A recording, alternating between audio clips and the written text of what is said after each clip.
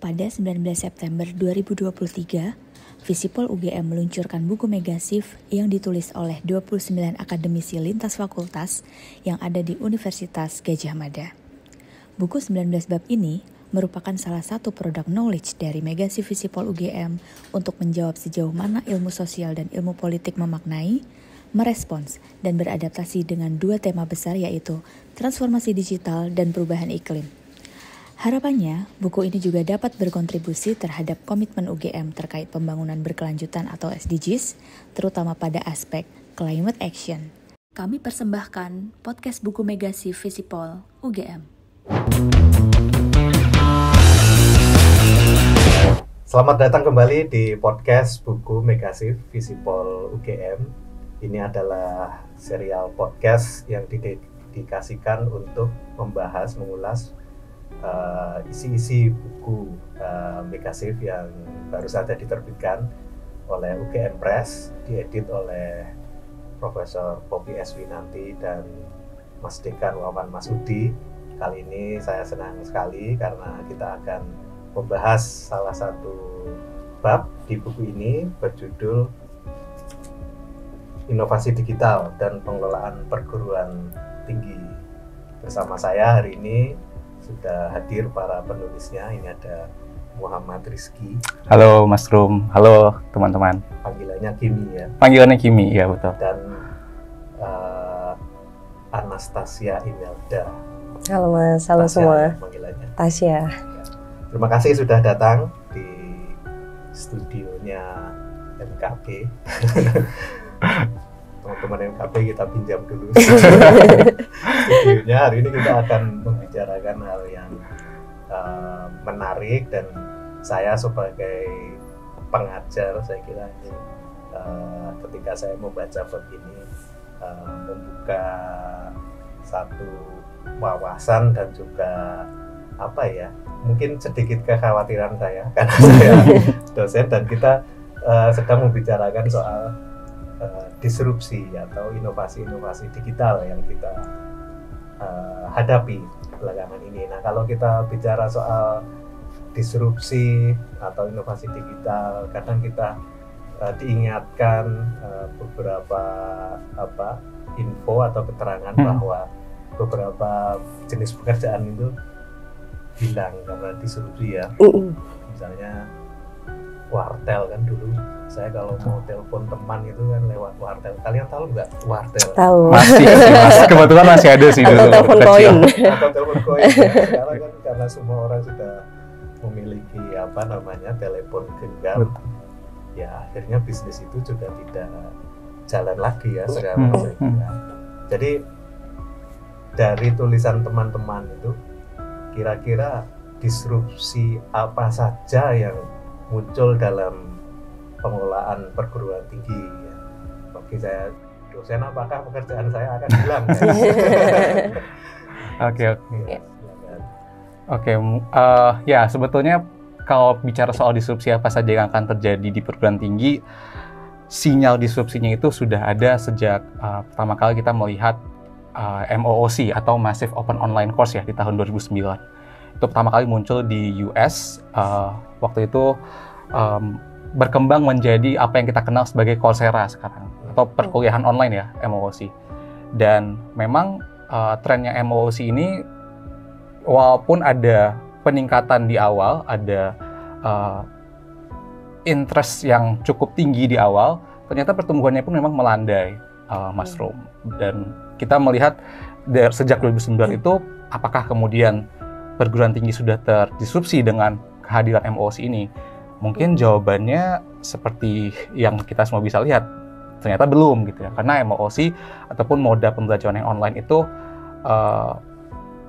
so far hanya menjadi pelengkap ataupun complementary dari moda pengajaran yang sifatnya itu luring. Nah, tapi kemudian pertanyaannya, sampai kapan moda pembelajaran luring ataupun offline seperti datang ke kelas kemudian belajar itu akan bertahan? Nah, jawabannya memang kita nggak bisa prediksi ya. Tapi yang kita lihat ini adalah sinyal disrupsi di mana kehadiran MOOC, kemudian juga ada kehadiran bootcamp atau program-program yang menawarkan kompetensi-kompetensi tertentu dengan waktu yang lebih singkat, biasanya 6 bulan sampai dengan 1 tahun. Yang paling trending itu di bidang programming, coding, UI UX. Nah, itu memang ada program-program yang sifatnya itu lebih singkat dan lebih padat. Jadi kalau dibandingkan dengan belajar misalkan ke di kampus teknik gitu ya, teknologi informasi gitu. Mungkin kalau tadinya mendapatkan sarjana durasinya 4 tahun, ini bisa mendapatkan kompetensi-kompetensi yang juga sama dengan durasi waktu yang lebih singkat. Nah, memang ada perdebatannya di situ, tapi kami melihat ini semua harus dipandang sebagai sinyal disrupsi, sebagai dorongan untuk kampus itu tidak selalu bertahan pada pakem-pakemnya, tapi juga melakukan inovasi-inovasi. Nah, inovasinya apa? Mungkin nanti kita bisa ngomongin lebih jauh lagi, gitu Mas Rom. Ya, jadi ada MOOC dan bootcamp ya tadi Kimi menyampaikan. Kalau saya tahunya itu MMORPG. Wah, apa itu Mas? Multiplayer online role playing games. Waduh, Mas memang gamer beda ya. Massively open course. Oke. Massively open online course ya. Yeah. Nah, Tasya ini kan sekarang sedang ramai juga dibahas mengenai ChatGPT ya. Ini adalah satu model bahasa generatif berbasis kecerdasan buatan ya, atau artificial intelligence. Bahkan beberapa kelas itu untuk menanganinya itu sekarang kembali lagi ke model ujian tertulis ya. Kalau ujian tertulis di kelas kan tidak bisa pakai ChatGPT. Dari penelitian ini yang Tasya dan Kimi temukan, apa perkembangan di model bahasa generatif berbasis AI ini? Iya Mas, mungkin betul sih Mas, kemunculan AI itu bisa dipandang sebagai sebuah ancaman, tapi di satu sisi juga bisa dipandang sebagai peluang pembelajaran. Karena betul disrupsi ini sepertinya tidak terhindarkan gitu di segala lini, bahkan ada ancaman-ancaman pekerjaan juga akan hilang pekerjaan dan lain sebagainya. Nah, yang akan kita hadapi di kemudian hari, ChatGPT salah satunya mungkin akan terus berkembang dan akan terus lebih cerdas ya dibanding dengan yang sudah ada versi-versi yang terbaru gitu. Nah, tantangan perguruan tinggi atau ya yang kami sedang tulis itu mungkin alih-alih kita melihatnya sebagai ancaman, kita bisa melihat itu sebagai peluang kolaborasi. Misalkan dengan adanya ChatGPT, para dosen bisa lebih aware bahwa itu tidak sepenuhnya ditulis oleh mahasiswa misalnya, dengan cara penugasannya atau ujiannya tertulis, tapi bisa juga diskemakan dengan mengkolaborasikan ChatGPT dengan misalkan menganalisis tulisan di ChatGPT dibanding dengan tulisan mahasiswa sendiri, itu bagaimana perbedaannya, misalkan seperti itu. Jadi bentuk-bentuk yang justru malah membantu daya berpikir kritis mahasiswanya dan bisa lebih ini ya, membantu proses-proses pembelajarannya. Mikirnya gitu kira-kira. Ini menarik ya. Jadi bagaimana kita bisa menavigasi ya beberapa tantangan dan juga peluang yang muncul dari disrupsi ini. Nah, ini pasti memunculkan implikasi-implikasi khusus terhadap pengelolaan perguruan tinggi. Jadi dalam penelitiannya Kimi, Tasya dan juga Mas Randi ini, apa implikasinya terhadap kebijakan perguruan tinggi? Implikasi terhadap kebijakan di perguruan tinggi sebetulnya mungkin jawabnya itu ditarik balik dulu ke kultur inovasi di kampus. Bagaimana sebetulnya pendidikan itu kan memang didesain kurikulumnya itu biasanya 5 tahun sekali ya, Mas Rum.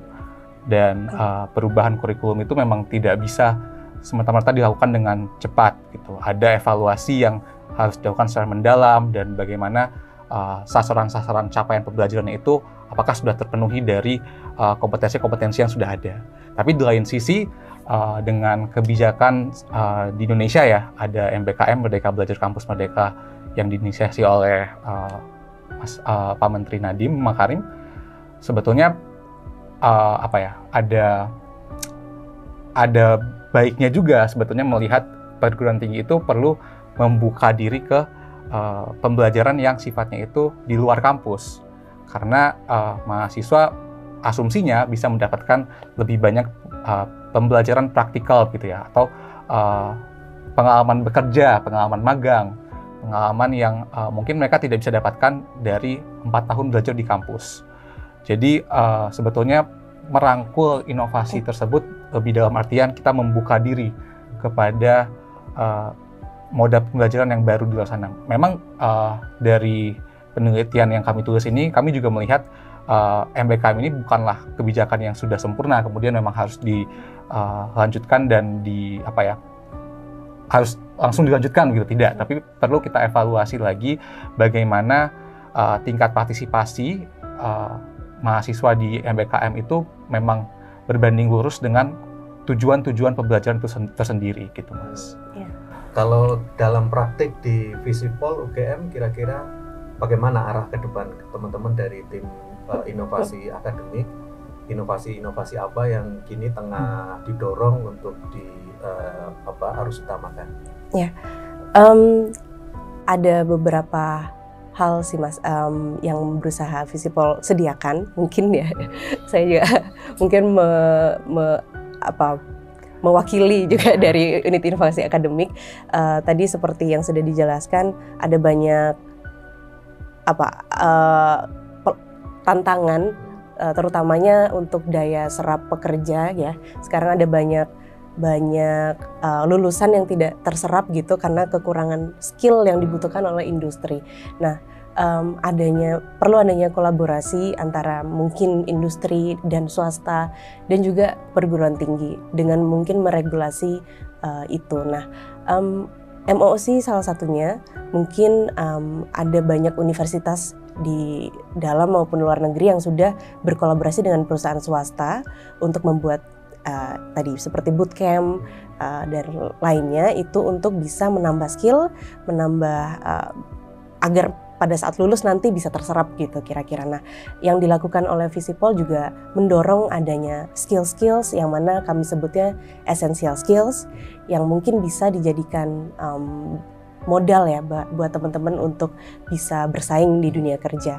MOOC yang dimiliki Visipol saat ini ada satu yang sebetulnya masih tahap pengembangan juga, belum sempurna, namanya Fokus Visipol Online Campus. Nah, ini mungkin bisa digunakan untuk mahasiswa Visipol maupun non-Visipol sebetulnya dari UGM maupun umum untuk bisa mengakses essential skills yang ada di situ. Kira-kira seperti itu. Ya. Nah, sekarang untuk kedepannya kira-kira apa rekomendasi yang tim IA dan juga tim penulis ini bisa berikan bagi para stakeholders ya? Oke, mungkin pertama merangkul kolaborasi antara industri dan kampus ya Mas Rum. Jadi dengan fokus platform MOOC-nya Visipol, kita mulai coba menjajaki kerjasama dengan beberapa industri untuk kemudian membuka kelas-kelas yang diajarkan di Fokus gitu, jadi sifatnya online. Dan ini juga bagian dari semangat Fokus untuk mendemokratisasikan ilmu pengetahuan itu sendiri gitu ya. Jadi aksesnya pun juga bisa diakses oleh banyak orang, bukan hanya mereka yang bisa ke Visipol gitu ya, yang mampu untuk membayar UKT gitu. Jadi memang di Visipol ada misi tersebut untuk mengentaskan permasalahan sosial terkait akses terhadap perguruan tinggi. Kemudian rekomendasi lainnya adalah membuka silo-silo sebetulnya antar unit yang ada di kampus itu sendiri. Mungkin kalau kita bicara di level Visipol, kolaborasi antar unit itu masih bisa dikembangkan lagi, masih bisa lebih banyak lagi yang dikerjakan, supaya misalkan nih ketika unit inovasi akademik punya program, kita mau bikin Fokus gitu, terus ternyata ada program pelatihan yang dilakukan oleh siapa waktu itu, ASC ya, Bu Natasha, ASC dan Asian Study Center, mereka bisa mem-host program pelatihan itu di fokus gitu. Jadi menggunakan teknologi yang ada di fokus, ASC bisa mengamplifikasi programnya dan juga manfaat-manfaat lainnya. Gitu. Jadi membuka silo antara organisasi, gitu, antar unit-unit yang ada di organisasi. Betul.